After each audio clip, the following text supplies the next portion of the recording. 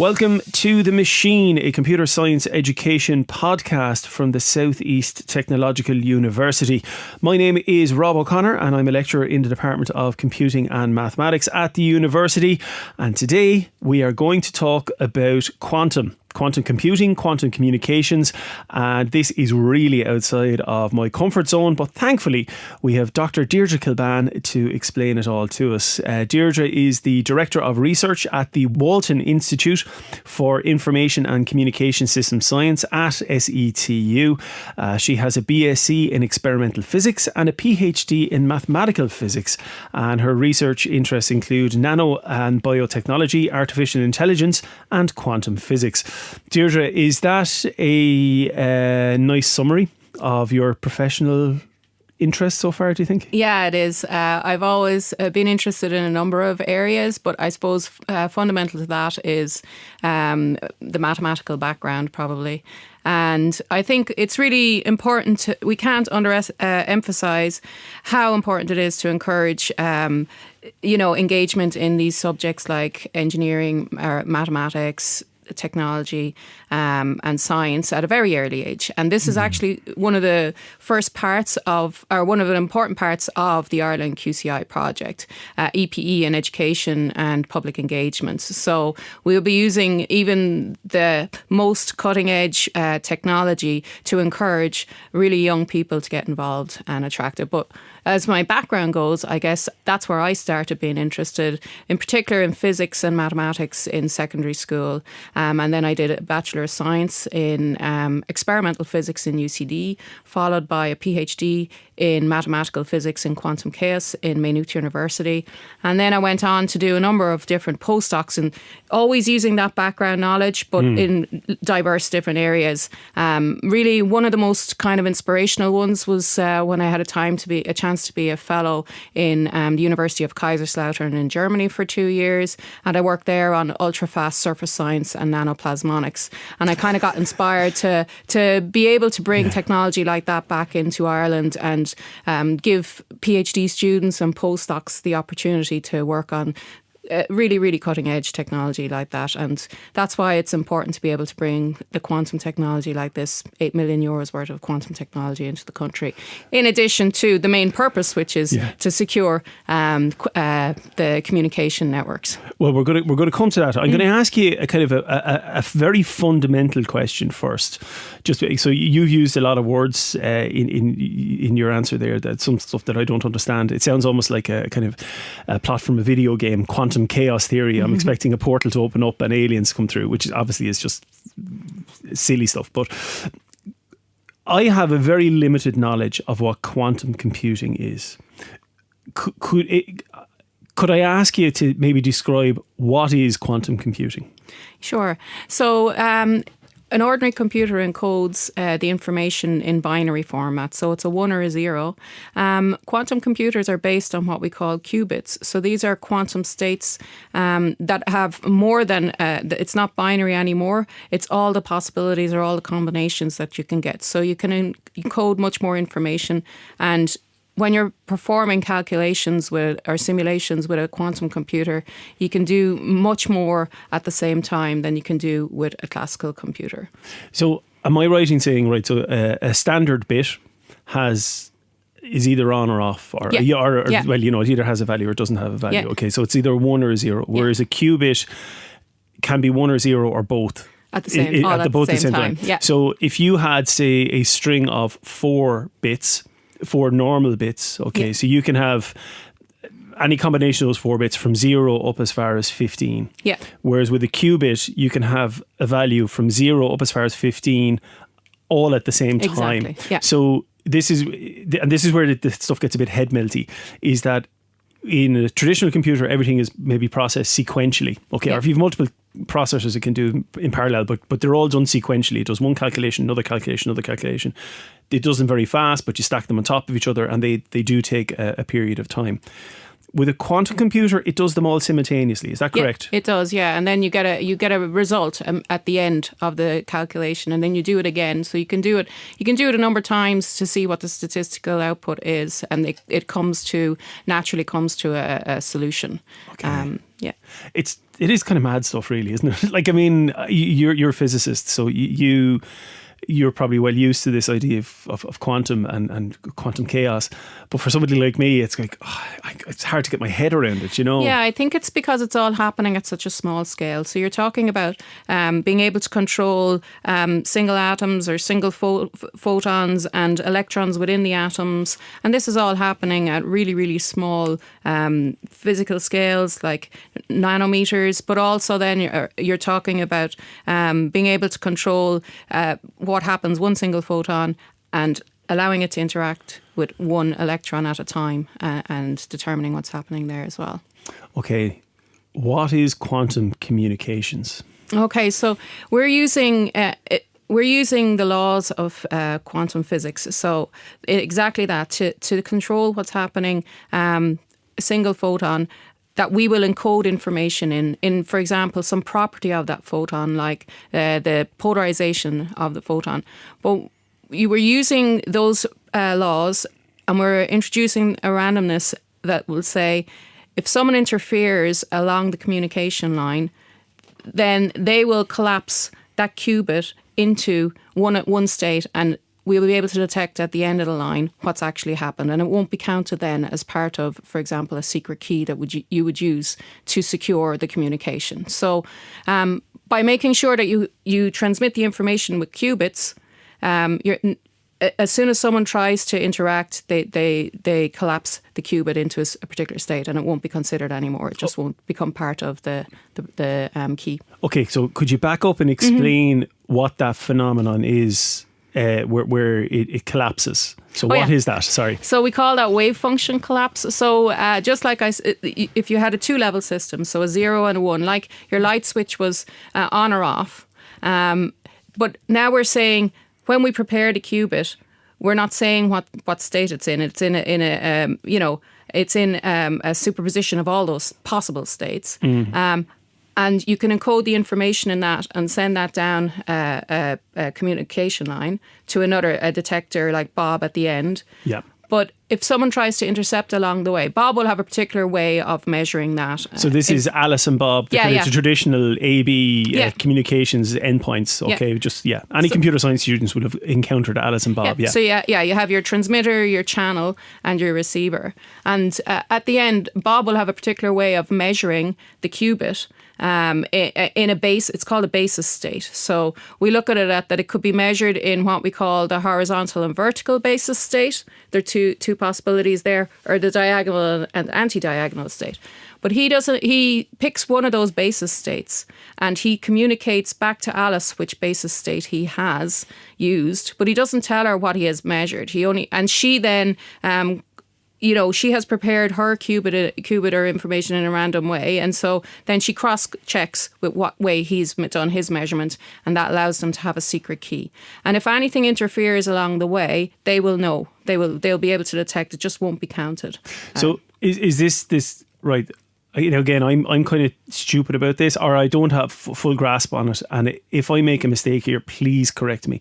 So is this like, like this idea of Schrodinger's cat, that the cat is both alive and dead at the same time, but as soon as you observe, that's when everything collapses in on itself and it forms a state, or forms a definite state. So is what you're saying is that these qubits are in this superposition state, but you kind of know roughly what they should be, or you've encoded some information using them. But if somebody, so this is in terms of information security and communications security, if anyone or if there's any observation of that communications made, they will collapse, and therefore you will know about it. Exactly. So if I use again another crude analogy, is it like putting a little hair across the door, and if the door is opened, do you know these old things you would have done I remember in spy things back when I was a child, you'd put like a hair across a cupboard, and if anyone opened the cupboard, the hair would be moved. Is it kind of like that?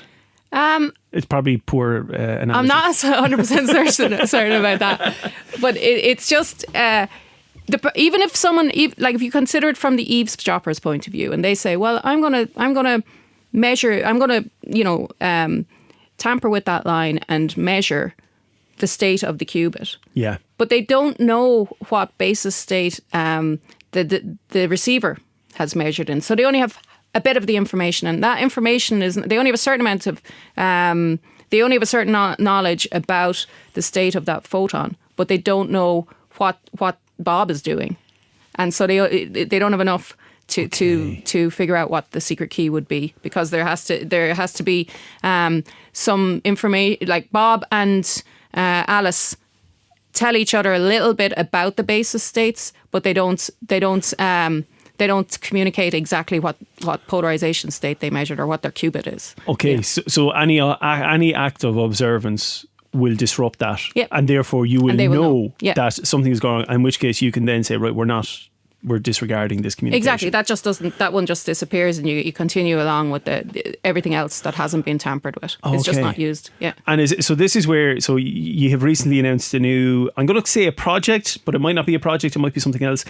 Quantum Communications Infrastructure, QCI Ireland. Yeah. And this is about securing and future-proofing kind of communications infrastructure against cyber attacks. Yeah. And is this where all this kind of collapses together? Yeah, if you'll excuse you're right. the joke. So there's been a huge initiative around the world in quantum technology. There's about 33 billion euros being invested, and some of the countries that are really ahead are the likes of China. And China have developed this terrestrial quantum network and linked it through their MISIUS satellite, and it's about 4,600 kilometers long already. And they're using quantum key distribution, what we've just described there. They're using that to secure communication networks between government, industries, companies. And so we're trying to do something similar in Europe. And this was where the EuroQCI initiative came from. So they had. Sorry, what's that? The EuroQCI is where Ireland QCI is funded from. So this is like there's a pan-European quantum communications infrastructure. Ireland is doing Ireland's bit, and Germany is doing Germany's bit. Okay, I get you. Sorry, yeah. So in 2021, Minister Ossian Smith signed Ireland up to this initiative from the Department of the Environment and Climate and Communications. So then I was given the opportunity to lead this proposal for Ireland from Walton Institute and the South East Technological University on behalf of the SFI Research Centre Connect for future networks and communications. So a number of us got together and we worked along, like the partnerships were built, and the idea is that we build, the 27 member states build their national networks at the moment, and in a call in the future we will be looking for funding to connect the national networks in the 27 member states to each other and build, like you said, a pan-European secure, quantum secure network infrastructure. The main purpose is to secure for national security and security around Europe, for communicating sensitive documents between government networks. But we also want to involve industries and build a quantum technology ecosystem where the technology can be built within the European 27 member states, and then also give opportunity to academia to develop the technology. That's really where advancements are needed, really, in the development of quantum technology for the future quantum internet, which is where we will be looking to develop entanglement networks. And you can do much more. You could start to think about connecting quantum computers around the world and making it even more, more powerful. Okay, so I'm going to ask you a question about entanglement, because I don't understand this, right? So again, please correct me. So am I right in saying that quantum entanglement is where you can have electrons that are kind of mirrors of each other or siblings, but they could be separated by vast distances, and if one has a state, the other has a state? Yeah. Is the idea that you could have almost instantaneous communication through these electrons that are entangled via some form of quantum physics, but they're not necessarily linked by a physical pipe or connect. Is that right? And if one changes, the other changes, and they can be over huge distances. So what we do is we use something called an entangled photon source. You take a pump laser, and you shine it through a particular, what's a nonlinear crystal, and it goes through a process, and that laser then splits into two entangled I guess you have entangled photons, and you can send one in one direction and one way, way away, like you said. And if you make, like we were talking about measurements earlier, collapsing a qubit into a particular state. If you make a measurement here in Ireland on one of those qubits, and the other photon has gone to the Netherlands, for example, something will happen, that photon, based on the measurement that you make in Ireland, because they are linked. Okay. But when you go to talk about using that as a form of communication, you need an extra part in what we call the quantum teleportation protocol. You actually need to communicate in something classically between Alice and Bob again to complete the process. So it's not that it can go faster than the speed of light, but if you do make a measurement here in Ireland, it will affect the state of the photon in the other country. Will it travel at the speed of light? But it has travelled already. So the photon, you have a photon in Ireland, and the photon has travelled to the location already. So just making the measurement here will affect what happens to the photon over there. Will those photons remain entangled over, what is there a limit to the distance? So this is where it's really tricky. We're a long way away from doing that. Okay. Yes, there's something called decoherence. So they're really, really fragile. These qubits are really, really fragile. And everything has to happen when you're creating these and you're detecting them under really, really, really kind of difficult conditions. So we tend to use something like single photon detectors that might be housed in at low temperatures to do the measurements. But you end up with the distance, trying to get really long distances, trying to get these to not decohere over really long distances, really tricky. Yeah. Okay. Yeah, one of the challenges. But this is a new, I would say, I know quantum physics has been around for a while, but about 100 years ish, am I right? Ish. So, but it's relatively new in terms of science, and the developments that are happening now are very, very new. So this is like somebody talking about transistors in the 1950s. Yeah. Would it be kind of like that, in that this is where we're at in the technology? Yeah. But you can see how it might develop. Yeah, absolutely. Over the coming years. This is it. This is what we call the second quantum technology revolution. So the first one was with the idea of developing these transistors, and all of the digital devices that you use, your computer, your laptop, your mobile phone, tablets, they all are based on the on the transistor, which uses quantum mechanics and describes the energy levels of these materials, the semiconductors in there. But now we're going to the single photon level. It's this device here will produce single photons or entangled photon pairs like we described. And this device over here will measure them one at a time.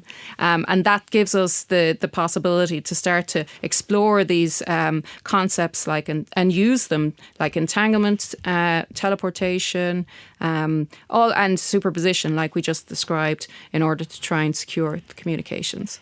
I was going to ask you, why is this important? But I think you've kind of answered that, because I can see the importance. I mean, even if you wanted to be reductive about it, and even just the purpose of this project at the moment is to do with security, but I think there's actually many more applications. But I can understand this particular project has a function looking at cyber security. Yeah, it does. But we're also, as part of the project, we listed 16 quantum technology security use cases. Yeah. But and 40 use cases in general.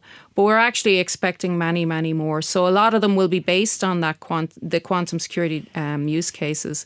And we're looking for use cases to demonstrate use cases for financial services, medical, transmission of medical data and images. For example, maybe the HSE might get interested. For healthcare, banking, for securing power grids, energy grids. Any kind of critical infrastructure like transportation as well that you can think of, we'll be looking to really involve key stakeholders. So we'll be running workshops, and we have done already. So we had an industry workshop in November as part of the SFI Connect Research Centre in Dublin, and we'll be running more regular workshops and really catering for what the companies are saying themselves they would like. We do have quite a good base, knowledge base already in terms of optical communication engineering or photonics, and we're really trying to marry the skills that are existing with building up this capability for quantum technology. So one example of one of our key partners is the Tyndall National Institute in Cork. Professor Peter O'Brien is heavily involved in the PIXAP foundry, where they create all these photonic chips and integrated circuits. And he's looking to also package these quantum devices that we're going to have for the developing the quantum network as well further. So you mentioned Tyndall there. Actually, there's a number of partners in QCI, Quantum Communications Infrastructure Ireland. There's Walton, SETU. There's Trinity, the Tyndall based in UCC. There's a group from UCD. There's from Maynooth. Yep. The Centre for High End Computing in Galway are involved. HEANet, ESB Ireland. Why is it that a project take so many partners? Okay, so when you think about it, Dan Kilper is the director of the Connect Centre in Trinity, and that's housed in Trinity College Dublin, but it involves a number of HEIs, and Southeast Technological University is one of them. But when we got together to think about this, it was about bringing the skill set that's in Connect in terms of computer science, optical communication engineering, networking, marrying it to people who were involved in photonics like Peter O'Brien in Tyndall, and also looking at the likes of Venkatesh Kannan from iCheck, who's involved in similar projects with HPC as well at the core for in Europe. Sorry, what's HPC? High performance computing. Sorry, so yes, in terms of supercomputers. And then if you look at Jiri Vala, he's one of the main players in quantum computing in Ireland. Bogdan Stasavsky has from UCD. He's also involved in developing quantum computers based on CMOS, and he's part of the company Equal One Labs. And then for HEANet, Owen Kenny is involved because he was going to allow us to use the classical network, the fibre that's already existing for all of the classical communications that we need. And then John Regan from ESB Telecoms is involved because they're providing a dark fibre for the quantum channel as well. So there's a different actual physical channel that's needed for these. Okay, so you have the regular... so if I could try to summarise this, and again, please do correct me if I'm wrong. So I want to send some... I want to send some health records, medical records. I want to ensure they're secure. I want to send them to somebody in Galway, right? Okay, to a doctor in Galway. I send those over a traditional fibre optic computer communications network, but at the same time we send these qubits superposition qubits across a different channel, this dark fibre. Exactly. I don't know what dark fibre is. I'm going to ask you what that is because it sounds like dark matter. Again, my science fiction just doesn't have anything else on it. It's a dark channel. Is that it? Okay, so there's nothing else ever goes on this. So there's a separate line. We send this photon down the line. Assuming everything is okay, we know that this communication has not been tampered with. But if anyone has snooped or interfered with my medical records along the way, we will know about it, and then we can go and we can deal with it then and do it again or do whatever it is that we want to do.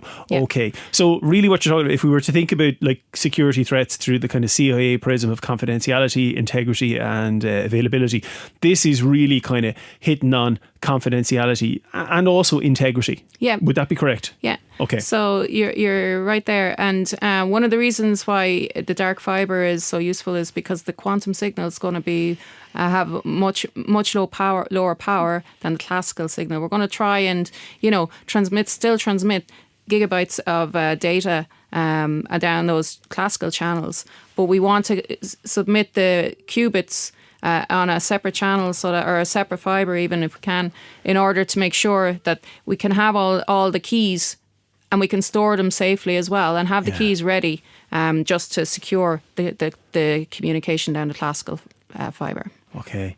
So this isn't for me sending you cat videos. This is for high quality information. Yep. But let's try and fast forward 20 years in our minds. Mm-hmm. Could this be used for all day, every day secure communications for people? Yeah, so some of the technology that's out, we've broken the project up into 3 phases. So the first phase is using off-the-shelf components, we call them, or off-the-shelf technology that's already been sold by companies. And it's been demonstrated already across a number of networks, and it's used in certain countries already. And so we're kind of replicating or finding the best practice, state of the art, and doing that in the first phase. And we hope to have our first demonstration in December between networks in Dublin, including INEX, which is the Internet Exchange Point. But we'd also then like to be able to connect that down to Waterford, or Waterford to Cork as well. In the second phase, then, we're a little bit more experimental. We're going towards a slightly newer technology called measurement device independent quantum key distribution technology, where you have the detectors at a centre location, and it gives you, you can add more end users more readily, because the more expensive equipment is one location, and you make a star formation. And then you can connect the end users through a switch at the centre. Okay, so you don't have to have this test at each endpoint. Is that right? You would. You'd still do your communication, but you could have multiple endpoints. Okay, yeah. Okay, so it's not one to one; it could be one to many, or exactly. Yeah. It's branching it out a bit more, making it more applicable to many users. And then we reserved some of the budget as well for really kind of I suppose ambitious, trying to make the quantum internet and making some of the components that are necessary that don't exist at the moment, like the quantum memories and the quantum interfaces, and quantum repeaters. So another thing that I didn't say about the quantum signal is it can't be amplified in the same way as a classical optical signal can be amplified. Oh, because it would be that involves an observing. Yes.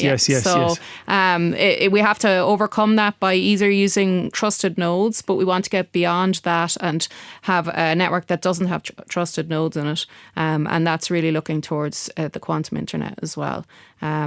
Jesus, gas. I mean, it really is. I kind of find this stuff fascinating. I really do. You're saying that this is QCI Ireland, or Ireland. Is it Ireland QCI or QCI Ireland? Ireland QCI. Ireland QCI. Yeah. But you're tied in with the European Space Agency with this, because there is the development of a kind of a pan-European network. Yeah. So is the ultimate goal to have a secure communications infrastructure that spans the entire EU? Yep. Is that okay? Right. It is. And potentially beyond. I'd imagine that it doesn't just end at the borders. It could potentially link in with one in the US or in Australia or on the moon or wherever. Yeah, okay. So the funding for this actually, and the call came from the European Commission and the European Space Agency, and they were offering €5 million for each country. But then the applicants, there was one applicant from each country, and we had to secure match funding from our government, and that's where we approached the Department of Environment, Climate and Communications, and they provided the funding for the €5 million match funding. But in the next phase, yes, we're already involved in discussions with the European Space Agency, and the next phase will involve applying for funding for optical ground stations so that we could communicate via satellite. A satellite is being developed for the purpose of the EURQCI initiative, and the idea is that we can learn how to develop the technology that's needed to communicate with that satellite and then to the other member states. Brilliant. So you mentioned about Tyndall Institute, and they're bringing their kind of optics laser research into it, and what various other people are doing. I suppose we haven't really talked about Walton and what Walton brings to the equation. Now, I mean, I know this, but maybe somebody who's listening might not know this. So where does this fit into the mix in Walton? What is it that what expertise are ye specifically bringing to the equation? Well, obviously, the way you're speaking, we know you're very knowledgeable about it. Yeah. What's the specific skill set that Walton and your team are bringing that maybe the other people don't have? So I guess one of the focuses that we have is we house the National Supercomputer and we have a data centre there. So Jerry Horgan is the head of the research infrastructure and test beds. So he'll be looking at his background in computer science as well. So that's what he's bringing. Myself, I'm bringing all my knowledge of quantum physics as well. But we have funding to bring in engineers and research fellows who probably worked on developing similar networks abroad and can come to Ireland and help us to build this network. And then we build it, we'll be growing teams in this area as well. So there'll be PhD positions available and postdoc positions. And the idea is that this quantum communication infrastructure could be used in further funding proposals, both national and at European level, just to secure more funding, to bring more people in to work on these projects. We're heavily linked with the work that we do with the SFI Research Centre Connect as well. And Professor Dan Kilper has secured an SFI, NSF, a US project with Mauro Paternostova from Queen's and Saikat Guha in the US, part of the Centre of Quantum Networks. And that's worth €3 million. And that allows us to combine our PhD and postdoc expertise with experts in MIT and Harvard and Arizona, just in terms of providing, simulations for the quantum network as well, really exploring what we could do in terms of satellite communications, using satellites, understanding what the challenges are, especially Ireland being an island and having the difficulties of trying to get through the cloud cover and the rain all the time to communicate with the satellite in the next phase. We're looking to develop all the different systems that will be used to maximise the signal in terms of adaptive optics, really looking at developing our own receivers and detectors and miniaturizing those for use on satellites as well. And I suppose, again, if you haven't encountered Walton before, do check out the website, Walton Institute. Just do a search and you'll find it. You're probably kind of doing yourself a disservice by saying, or by not saying that, like Walton and previously TSSG is probably the greatest concentration of computer networking skills and expertise in the EU, probably, certainly in Ireland anyway, and the EU. So that's again what you're the people. If you're talking about computer networks, talk to Walton or TSSG in the past. Yeah. So that's where you're really. That's your bread and butter. Would that be fair? Yeah. So we really focus on bringing in funding, and we have a good track record in Europe, going back 15 or more, 20 years. And really, I know that TSSG started out bringing in one or two European projects, and that was back in 1996. But the focus has always been on information communication technologies and using it to benefit humanity in whatever way we can. When we became the Walton Institute for Information and Communication Systems Science, that was with a view to the multidisciplinary nature that was evolving naturally from going from networks and how we could use them and in ways to, I guess, to benefit society. And so now we're growing. What's become really kind of central to what we're doing is growing out laboratories and test beds where people can come and use these for their own benefit. We've got autonomous systems, pervasive sensing systems, augmented reality. We still use a lot of artificial intelligence and machine learning, wired and wireless communications infrastructure. We're looking at biological and nano communications, mobile application development, Internet of Things, and now we're looking to add quantum and satellite communications to the mix as well. Of course, a lot of this technology has also been funded by multiple sources. So you've got Enterprise Ireland, and we have the Gateway there as well, and we have Science Foundation Ireland and the backing of IDA as well. Yeah. So let's say somebody was listening to this who's a student and they're thinking, God, I wouldn't mind getting my teeth into this. Yeah. how can they go about it? Can they get involved? Yeah, they absolutely can. They just need to look up my profile and just send me an email. So, and if it's not something directly I'm doing, we will find someone in Walton Institute that can support their interest. And are you actively recruiting postgrads? We are. The Southeast Technological University very recently had a call for PhD applications. They have studentships that are on offer at the moment. But independent of that, we're heavily involved in a number of SFI research centres. There's VistaMilk, there's Future Neuro, Lero, and of course SFI Connect Research Centre. And sometimes from time to time we can get opportunities to get funding for PhD students from those. And we always encourage people to get in contact with great ideas and we can help them to find some funding for them. So if you look up Deirdre Kilban Walton, you'll find the details. Yeah. But let's say somebody was just a regular Josephine Soap and said, God, I'd like to learn a bit more about this. Where should they go?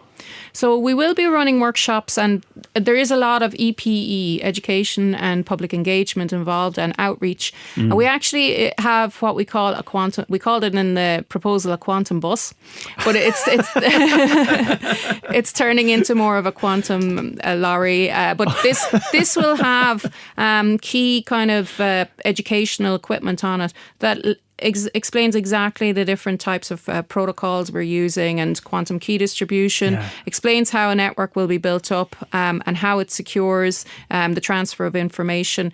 This will be brought to as many outreach activities and events that we can think of throughout the year, and we're making a plan. So we're making an engagement plan and strategy for this, both in terms of getting local industries and companies interested in getting involved. Like, we have to target it to our different audiences, and we'll be doing this across all of the partners.